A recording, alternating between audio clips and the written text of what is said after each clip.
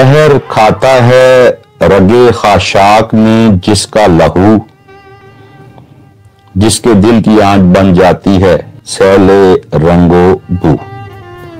بہت ہی خوبصورت شعر ہے، اور اس شعر کی ہم انتہائی مختصر تشریح کریں گے۔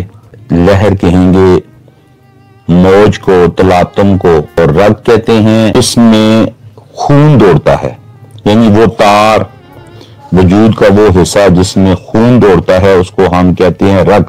اور خاشاک کہتے ہیں کوڑا کرکٹ کو، آنچ کہتے ہیں تپش کو، آگ کو، حرارت کو، اور سیل کہتے ہیں پانی کے بہاؤ کو، پانی کی رو کو، طغیانی کو۔ رنگ و بو کہتے ہیں خوبصورت اور خوشبو دینے والے پھول، خوشنما پھول۔ کسان کی محنت اور اس کی جدوجہد جو ہے وہ عیاں ہے۔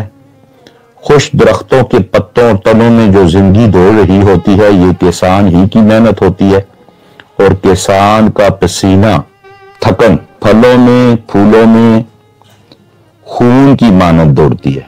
جس طرح وہ اپنی محنت سے دن رات لگا رہتا ہے تو یہ محنت پھولوں کو، پھلوں کو زندگی دیتی ہے، یعنی ان کی رگوں میں جو خون دوڑ رہا ہے، جو زندگی دوڑ رہی ہے، وہ کسان کی محنت کی وجہ سے ہے۔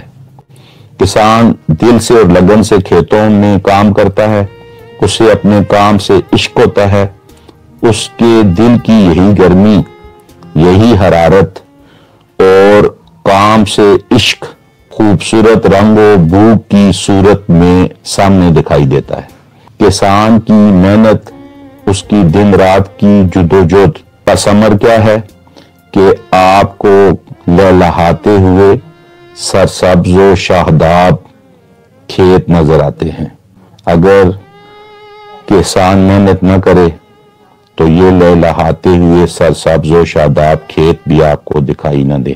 دوڑتی ہے رات کو جس کی نظر افلاک پر، دن کو جس کی انگلیاں رہتی ہیں نبض خاک پر۔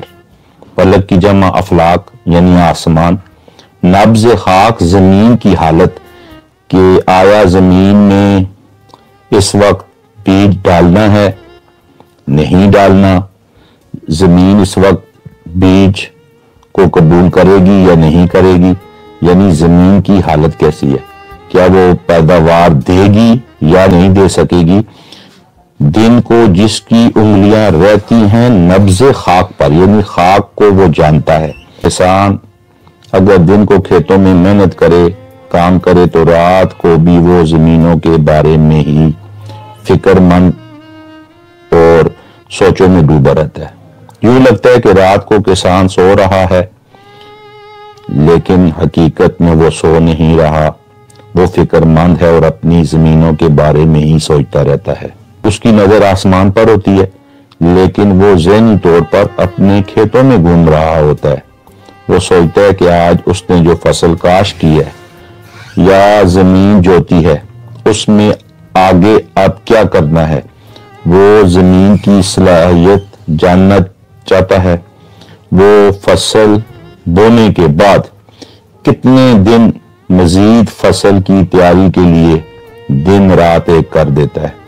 زمین کی صلاحیت اگر کمزور ہے تو وہ اس میں کھاد، بیج، گوبر وغیرہ ڈالتا ہے اور اس کی صلاحیت کو بڑھاتا ہے تاکہ پیداوار زیادہ سے زیادہ ہو۔